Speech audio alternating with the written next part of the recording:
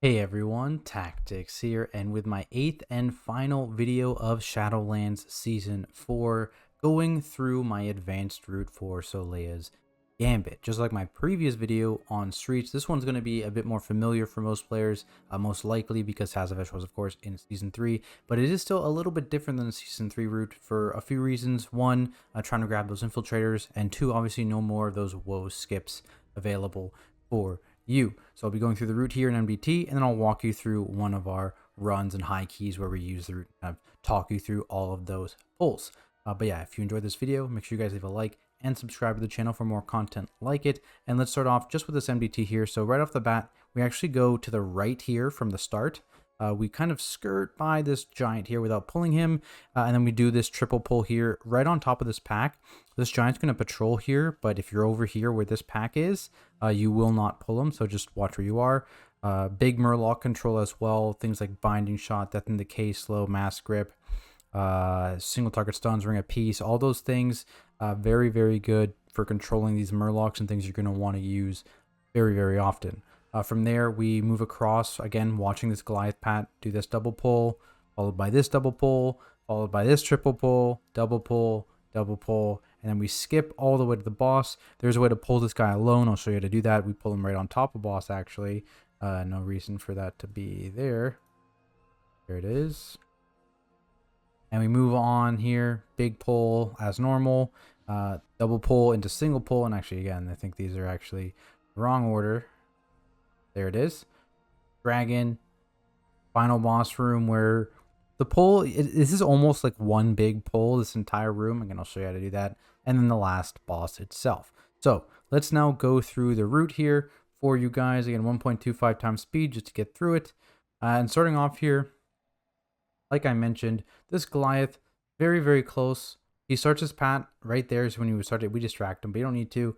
Just group up this pack here.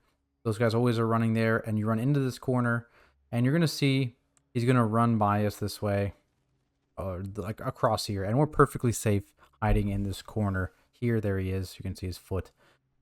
We're just trying to kill this pack down and control them as best as possible. You see I dropped that Death and Decay a little bit farther away for the slow if these guys start running in this direction. Big thing here is just focusing on getting these stops on the, of course, the Shell Crusher. When he's below 50%, he'll cast that Enrage ability you want to stun. Otherwise, everything is going to get enraged. You're in for a bad time. So Shell Crushers, one stop to that when they're sub 50%. And then we have the Scale Binders, which of course have their fish stick just on a timer. Again, make sure you want to stop that fish stick there. Here again, we're going to be double pulling. I usually do this by gripping a Fishmancer in, just with that, so it's one less range kick to worry about, because again we are a triple melee comp, so it's kind of hard for us to get those range kicks, and then just trying to control as best we can, killing those low health mobs that start to running away, and then you see like a tar trap is down, avoiding those swirlies now, by the way. So at the beginning of season 3, those swirlies did not scale at all with key level. Season 4 they do, so they will one shot you, so be careful.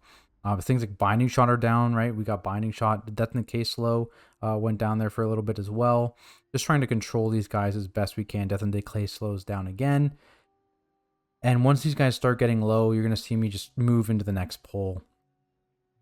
Again, Tar Trap, like everything you can use, it's used like very close to on-seed. This guy starts running into the pack, but we're going to pull this pack next anyways, so I just run with it. And we're watching this Goliath pull. So he blocked us off there. If I had gone for that pull, would a chain pull the Goliath would have been bad. Now, there are routes that do pull this Goliath, and they use things like immunities or outranging the stomp, which I think is like 60 yards. They just use like a Warlock Gate, for example, to outrange a stomp to drop stacks between stomps, which is something you can do, but we just found just pulling like everything but Goliaths works just fine for us. So literally this whole area is just chaining double and triple pulls. So you see like this is bound, so we're just kind of blasting it down. And then once it's like low enough, I just kind of leave. I start grouping the next pull. Again, gripping in those Fishmancers to make kicks a little bit easier. Monk jumps out there and gets the other kick. Guy wants to talk to me for some reason. I think, yeah, this one gets a little bit spooky because we have those raging Fishmancers in the back that were becoming a little bit problematic because we didn't quite finish off the pack. So probably, yeah, we should just finish off that pack before moving in here while I was grouping the pack. But you see here, like things running off in this direction at this point is not a big deal because they won't social aggro the giant. and there's no other Murlocs really anywhere near us at this point for them to cause problems with. So it's not the end of the world if these ones go a little bit out of control, and you can see they were a little bit out of control, but we managed to kind of recover just fine here. And yeah, like he's gonna go, but like there's nothing over there. We're worried about social aggroing the Goliath with like pets and stuff chasing a Murloc. That's what we were worrying about, because a Murloc is not going to go pull the giant, but pets attacking a Murloc running in the direction of a giant are. So just be careful of that. This next pull coming up is probably one of the more dangerous ones, because there's 2 Scalebinders and there's 2 Shell Crushers. So what we tend to do is kind of AoE this pack down. So you're going to add in, again, I'm going to probably add in by gripping a Fishmancer, I think. I missed a Fishmancer, it's fine. Scalebinder. But basically, when these guys get low enough, we usually do a sweep to try and interrupt both Shell Crushers if possible. We have 1 person assigned to each Scalebinder, and we have a backup assigned to the second Shell Crusher in case we don't get both of that sweep. Like that sweep, I think, only got 1 of them. Yeah, I think that sweep only got, yeah, because the other one's not even below 50% yet. So we're just watching that guy, being careful. Currently at 60%. Again, will not cast it until they're below 50%. That's really what you're looking for here. Is as soon as they dip below 50%, you want to watch the target. There's the kidney. Stopped. No big enraging.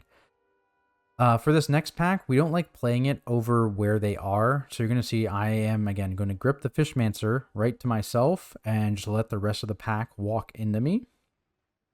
Yeah, walk away. Grip the Fishmancer. This wall is just fake. And just let the rest of the pack walk into me. And again, we'll do a similar thing with the little guys at some point, like when they do a good pat later on in this pull. I think the priest normally just tags them. Like he's going right now to tag them. And we just add them in whenever they're on a good pat. They don't need to come at the same time, right? They're going to die way sooner than the pack itself. So adding them in late is not a big deal. And then from here, we're actually just skipping straight to the boss. After this pack is done. So, yeah, we mount up over here.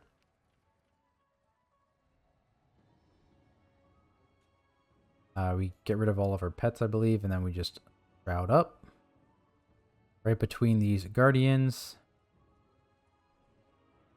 Same deal, moving over to the left side a little bit. And then if you move... Yeah, just like this. So basically, as long as you're over a little bit, you can just single target ability tag this infiltrator, and I taunt him to bring him with us, and we're all good. Just watch pets, obviously. Like if I had my pet out, it'd be a little dangerous. If the hunter had hit it early, that would have been dangerous. So you just make sure no pets are hitting it. 1 tap, taunt it over to you, and you're good. And so for this boss, we end up tanking like over towards the side, because of course the ad spawn's always 1 right here in this area and 1 right here in this area. So the goal of this here is I'm going to drag the boss on top of the close one and then grip the far one to have them both in ASAP. And the big thing, at least on high keys, is managing both those empowered defense casts and their individual casts. Because their individual casts won't one-shot quite, but if they ever overlap with literally any form of damage, you are going to be in for a bad time and probably just no counterplay die. So what we do is we have 2 people assigned to each guy, and each person has like a set of stuns. So for example, what we do is Circle is always the rogue kidney, whereas Star is always me and the hunter alternating our stuns, because kidney will always be up, whereas our stuns won't. So we have to alternate for the first stop. And then rogue is always first kick on Circle, with the monk being the second kick. I'm always first kick on Star, with hunter being the second kick. And then we have sweep as well for every other set.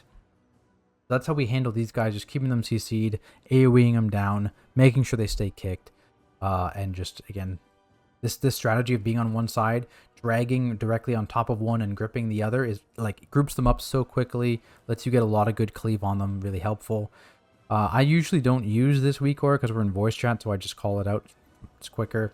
If there's a really scuffed one, I'll do this, but otherwise, not really doing it. I just yell it out to people. And yeah, that's really the intricacy of this fight. Just making sure you're dealing with those ads effectively, and then just not getting murdered by this. Because look how much damage those the Purifying Burst did, right? It's like 70-80% of people's health. So if any other cast goes off, it's a bit of a problem. Again, just getting those ads together, bring a nice group up there. There's like one kick, and that's really all that happens, and we just keep hitting the boss. Yeah, there's really not much else to this boss. It's a hard-hitting tank boss. Maybe the one thing to note is the sheared swing. So the hits on the sheared swings you see there, it's like a 2-second cast or whatever. But the way it actually works is it deals damage in 2 hits. The hits are instantly, so that's the first tick of damage, and the other tick of damage is actually halfway through the cast. Between halfway and 0 of the cast, the boss is swinging, but he's not doing any damage whatsoever. It's just an animation. So the actual damage is at 0 seconds and at halfway through the cast at 1 second. That's when the 2 hits of damage are. Just as an FYI for tanks, you need to pre-mitigate that. You don't want to mitigate after it's already casting, because then you've missed mitigating 50% of the damage. Okay, let's move on to the big pull. This boss is long. Okay, so I goofed a little bit here. I don't quite have rune weapon, so what we do instead of doing the pull and me dying instantly because I don't have rune weapon, is that instead I just add this guy over here, pull him off to the side, let him regen my rune weapon, and once it's close enough, I walk in, pull the rest of the pack. Someone will jump in here, of course, and then go grab the last Nathrazim in there, and then this is a big lust pull that we do here. Again, even on tyrannical weeks, we lust this. Why not? There's maybe an argument to lusting the dragon boss here, because you do get to it pretty quickly, but this is a double Nathrazim pull. There's a bunch of scary deckhands. There's also raging weak. It's not fortified, but it's still raging tyrannical on this high of a key level. It's still spooky. Look how much damage they did to me, right? So, we commit lust here. We're still getting full value from the bloodlust, right? It's running out now, and we're just killing the pack now as well. So I think that's worth it. And then we move down here, and we pull these 2 packs together. There's only 2 Tide Sages in this pack, because one of these Tide Sages is just absolutely fake. He's a Nathrazim. So again, you can handle this with 2 melee kicks on each Tide Sage, only kicking bolts, never kicking the swirlies. And then, of course, the AoE stops or on all these deckhands when they start enraging as well. Very, very helpful. Or, you can enrage dispel them as well if you do end up missing a cast or 2.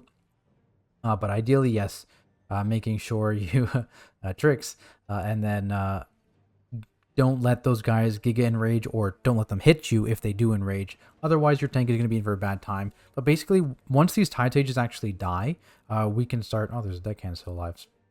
Once these Tide Sages actually die, I can chain into the next pack here, because Tide Sages are all I'm really worried about for the most part in these packs in terms of tank damage, outside of the enraged, raging deckhands. So I just tell party to finish off the Tide Sage, so they're over there killing that, and then I move over to the next pack of 2 Tide Sages, and again, 2 Tide Sages, perfectly easy to handle with 4 melee kicks.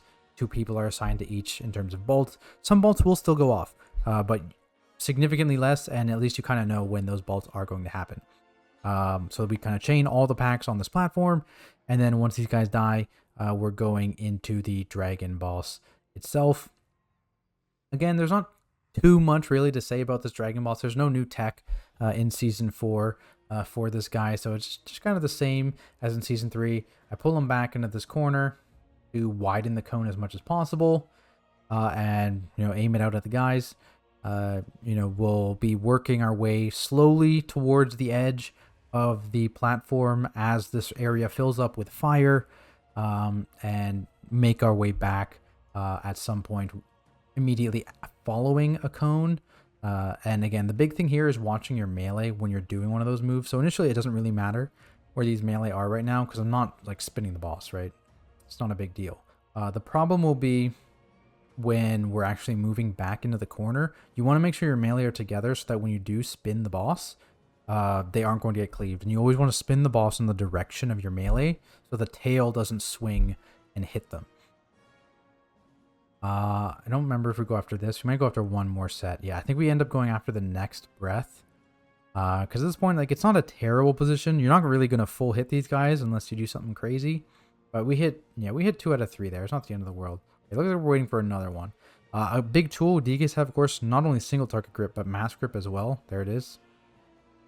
Big get there. Okay, looks like this is probably the breath. It's got to be the breath. I'm just going to keep saying it. It's got to be the breath we go on. Binding shot again, ring, sweep. I'm just whiffed it. Yeah, we're going. So they're all water side here. So that's why I turned it that way. And now they're going to be able to just kind of stay water side here. I'm going to make sure. Oh, yes. Oh, this is the one we get trolled on with the back-to-back cast. Yes, I remember now. Yeah, so usually that doesn't happen, but sometimes if you do it at the exact wrong time, you get a back-to-back breath, which is a little unfortunate for boss movement, and of course results in this giant mess that we have here. But, you know, you just got to be careful where you're standing. Note that the biggest hit of damage is actually these swirly hits. You can kind of step into fire or run through fire when it's already down. It just hurts still. You don't want to do that, but you can. If you stand on this, it's a one shot. So pick your battles accordingly based on that information. But yeah, from here, it's just really about trying to use the most out of your space and then make, again, as best you can, make the cone as wide as possible. And just like in the Murloc area, aggressively using slows, stuns, binds, CCs, all those things on these guys just to make it easier to hit them with the cone is very, very valuable and something you should be trying to do at all times. Okay, moving through this boss though, because he's a giant pain. Okay, we go this last boss platform. And like I mentioned, so this boss platform, you kind of chain pull the whole platform is what ends up really happening. And I'll walk you guys through that here. So basically what happens is we're going to initially pull the Nathram. And again, similar problem before. I just misused my rune weapon there. So I'm hitting this Nathram solo while we wait for this pat to line up so we can do all this because we have all of our CDs right now. We have everything right now. That's just to make sure the pat stays. I'm waiting to get my rune weapon because there's no shot I'm going to this pack without rune weapon. Wait for the vampiric claw because that's also something that's going to absolutely wreck you if you take it at the beginning of a pull. And here we just have stops or kicks rather assigned to a couple of these ritualists on their major cast only, unstable rift. We let the bolts go off. We're just focusing on the rift. And then we have AoE stops assigned for the accomplices, which will cast their renewal here, or whatever it's called, once they're below 50% health. That's when they'll start casting. So cleaving this pack down evenly means that we can AoE stop to prevent all of those. Rejuvenation, I think it's called. I don't remember off the top of my head. But they're one heal they'll cast below 50%. Then once we're start out of danger with that pack, we chain pull into the Starseer, focus on this Pulsar, and we usually drag him over to the next Starseer once this one has gotten decently low, usually after we kill the second Pulsar, I believe. I'm just fast forwarding here. Yeah, there's a second Pulsar, and we chain it right into the Starseer. We'll kill this Starseer. Here's the Pulsar coming out now. AMZ is down. We have the frontals. Just watch that, especially when you have two Starseers out. Kill that Pulsar. We've got the Starseer. Same deal. Once this next Pulsar goes out, I'll chain to the next pack here. This last 3-pack in the corner. Drifting Star. There's the Pulsar. Kill the Pulsar. And then move into the corner here with the pack. Again, focusing the Starseer. We kill the Starseer. And then once the Starseer actually dies, we kind of just bring this pack to boss. Because there's nothing super dangerous about it, right? It's like the one big kick on the Ritualists. And then the 2 healing kicks on the accomplices once they're sub 50%. Go straight into boss, and we cleave them down with the boss. A neat thing for the assassins on this boss, DKs can actually handle every single one themselves. You just death grip or kick the first one, because of course both have far enough range, and you just do the other for the second one. So every single time they can death grip one, kick the other. It's pretty good. Meanwhile, hunters are really good at soaking this. We just have the healer do this very first one just because usually the mobs are alive at that point in time. But again, at any point, hunter can pop eagle and help do these soaks, especially if your healer wants to just kind of plant. Rogues are a good second option if you don't have a hunter in your group, because again, they have the longer arms and you can pull the boss a little bit closer to those detonations to kind of help with that and help them keep boss uptime. But otherwise, you just slam in this boss. Normally trying to pull, at least on Tyrannical Week, push before the 3rd collapsing star. You pretty much always get 2. There's nothing really you can do about that. But pushing before the 3rd collapsing star is your biggest goal here. There's not too much happening with the second one, so it's not too dangerous. You're mostly just worried about this Hyperlight Spark overlap with the ticks of the dot, this one right here. That's really the only scary point. Otherwise, though, nothing too spooky about this phase. Moving forward to the actual boss phase at 40%. Spread out the room, obviously kind of assign positions here. And then right off the top, so remember, each phase alternates which ability he's going to do first. So in the odd phases, so this is 1, he's always going to do the detonation where he kills 1 fragment at a time. Energy fragmentation, that's what it's called. Where he kills 1 at a time and they shoot out the bolts. And on the even phases, he always starts out with the Nova ability. So knowing that he's going to start out with the energy fragments, we move to the front of the room here, right towards these stairs, and this gives us a lot of room. We have all these 3 ones that are coming from the top of the room here, so it's easy to dodge, and we just need to be careful of these 2 close ones right here. So though we position ourselves in such a way that we have plenty of room to dodge, always be as far as you can be from them. And then we have the Novas, and then we'll do another energy fragmentation, then it'll be the phase. And note that, again, the odd phases are the opposite of that. It's going to be Nova, fragmentation, Nova, phase. It always works like that. It's always going to be how it works. We have Lust up here for that the beginning of the phase, so we rip Lust. If your Lust is like coming up like halfway through a phase, I would just hold it for the following phase. But we, at least at this key level, are going to have it pretty much always for that first phase there. Here, just kind of deciding where we're going. Breaking, and then again, this is now Nova first. So we know Nova is going to be first, so we don't actually need to run all the way to the stairs. We can kind of chill here, wait to see where these relics actually end up moving to. Of course, the Nova will go off, they'll move, and then we can kind of decide on what our positioning is going to be like for the actual energy fragmentation. So you see now we have a big gap over here. We're going to end up going over here, and then this is one that you definitely want to have your not your healer soak. We have our hunter run out, I believe, go and soak that. Yeah, because this is just a weird overlap. Don't recommend eating the energy fragmentation. It does one-shot you. So yeah, we just moving to the kind of most open area there, especially for that overlap in the second Solea phase. The second like big Solea phase. Very, very spooky. Lots of damage, lots of dodging. That's why you have the healer just kind of plant and heal, whereas we have the survival hunter for sure be the one soaking there. But other than that, this fight is just kind of rinse and repeat, and that is pretty much this entire dungeon as well. So hopefully you guys did learn something useful. If you did, make sure you leave a like and subscribe to the channel for more content like it. Season 4 dungeons now done in terms of the advanced routing, so probably going to be doing a lot more Dragonflight related content from here on out, looking at those new dungeons, looking at tank specs on beta, all that kind of stuff. So if that interests you, make sure you subscribe, turn on notifications.